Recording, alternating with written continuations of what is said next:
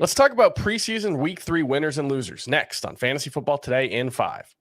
Welcome to FFT in 5. I'm Chris Towers. I'm here with Adam Azer, and we are talking about preseason week 3 winners and losers. And I'm going to talk about a winner and a loser who it didn't really matter what actually happened on the field this weekend.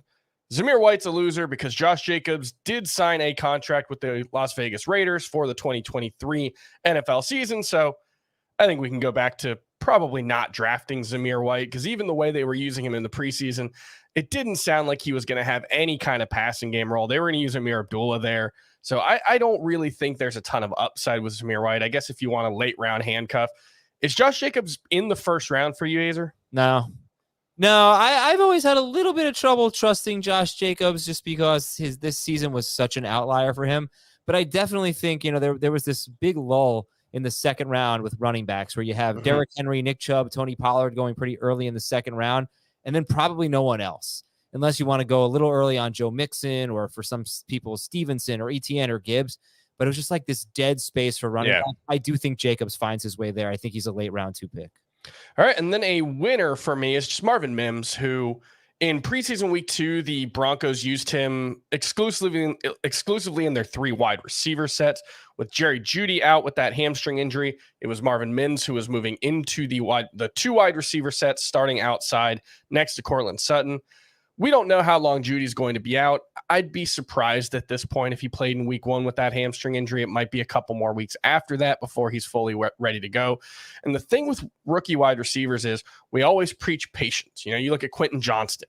He might be the wide receiver 4 for the Chargers. I still think he's worth drafting because if he hits later on, we could see some big upside. Remember, it took Justin Jefferson a couple weeks, his rookie season, to get going.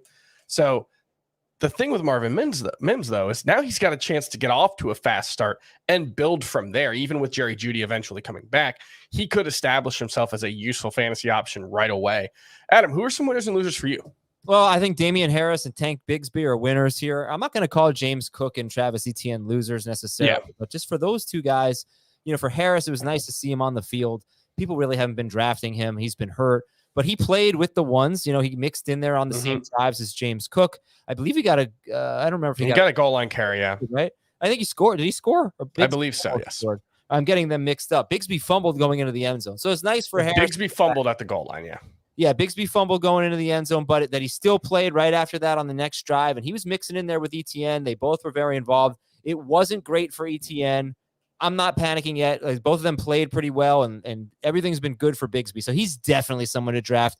Harris, I don't know if he's someone to draft. I don't think he's really worth starting unless he's a handcuff, but at least we saw him. And in 14-team leagues, I think you draft Damian Harris. The one thing I will point out with Bigsby and Etienne, it was Etienne playing more of the 3rd and long situations, which I found interesting because both him and Bigsby had passing profiles in college, but Etienne was used so sparingly in the passing game. It was like consistently about 3.5 to 4 targets per game, which was fine, but it wasn't super useful for fantasy. So I did think that there was a chance for Bigsby to open, as the 3rd down back ahead of JaMychal Hasty. The way they used them yesterday was more Bigsby just kind of as a direct backup to Travis Etienne rather than a situational one. So that was interesting to me.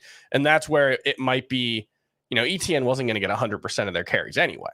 Right. So if he's getting 60% and Bigsby's getting 30%, but Etienne's still involved in the passing game, I still think that bodes very well for Travis Etienne. Do you have any losers from preseason week 3?